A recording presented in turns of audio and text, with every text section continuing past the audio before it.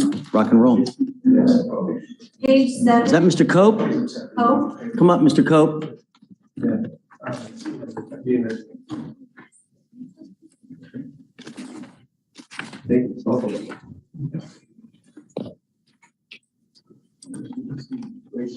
Morning, Your Honor. Buckle up, guys. Today we're diving straight into one of the wildest courtroom showdowns you've seen in a minute.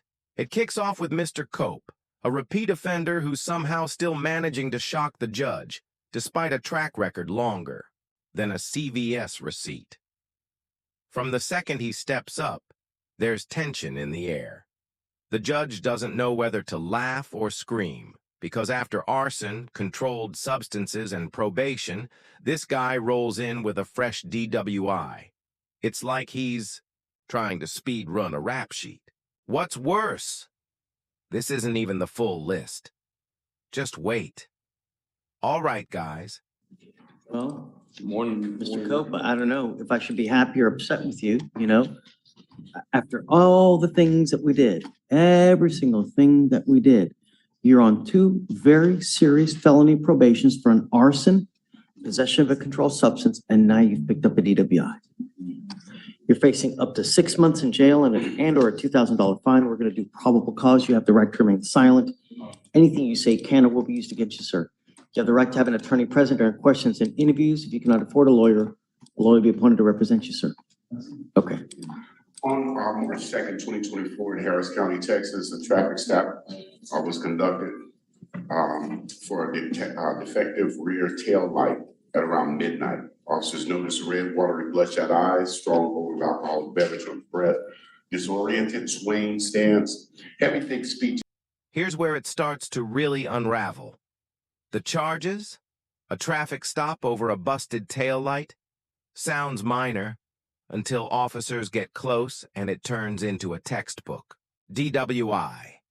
Bloodshot eyes, slurred speech, reeking of alcohol, and stumbling like it's 2 a.m. outside a bar.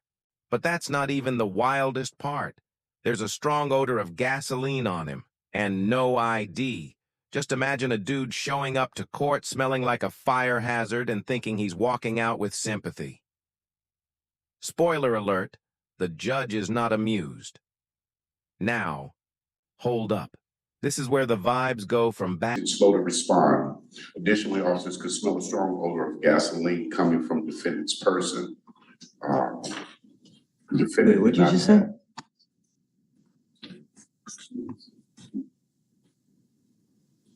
Defendant did not have an ID with him, so officer used a portable AFIS to ID the defendant. Defendant stated he drank 2 to 3 Bud Light beers prior to driving. SFSTs, 6 out of 6, HGNs, 4 out of 8 walk-in turns, 2 out of 4 one-leg stands.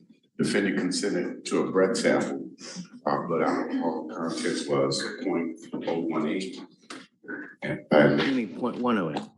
Add to straight up bizarre. Mr. Cope tries to interject, thinking he's about to correct something. But the judge, she's not here for it. He's trying to debate BAC numbers like he's got a PhD in forensic science. Meanwhile, his breath sample clocked in at 0.18, more than double the legal limit. And even that doesn't fully explain his behavior. You can almost feel the courtroom collectively rolling their eyes as he fumbles through excuses. The energy, completely unserious. Here's where it gets next level crazy. Says 0.018. Is that right? Yes, 3-4 times below. Stop. Mr. Cope, I don't need your help. It says point. Make sure this is, and then it says 0.016. Let me just verify that.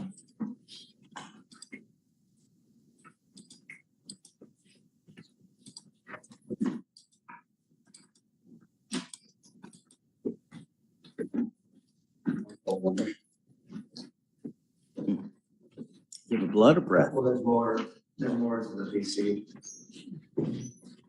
Yeah, so, but finish that.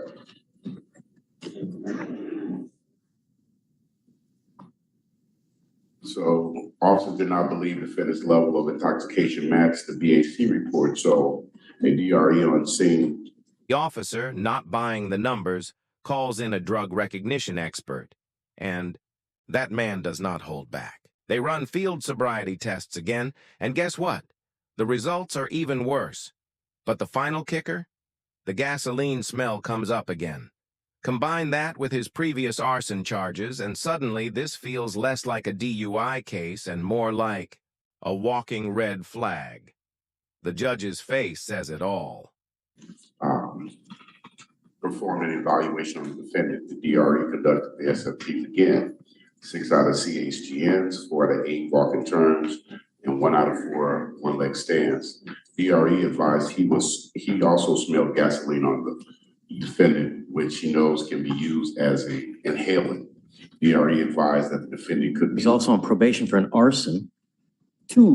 He's on probation for an arson, and he also had another arson on him, and now you smell gasoline on him.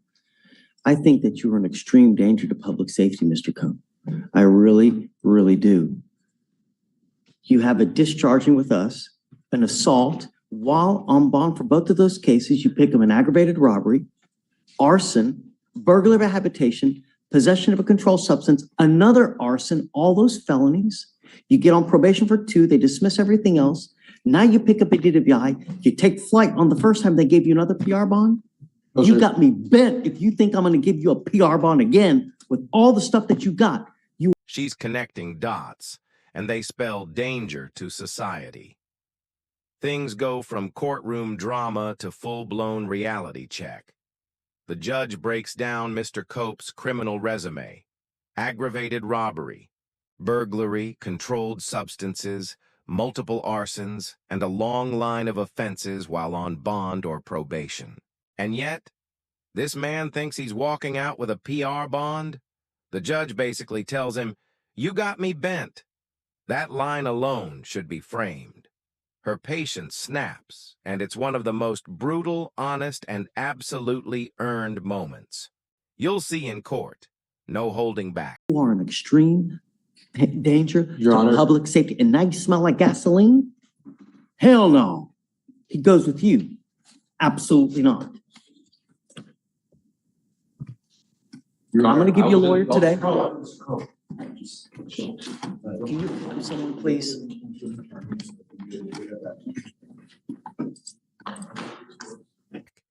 And here it is, the final hammer drop. Mr. Cope still looks like he might be waiting for some kind of miracle.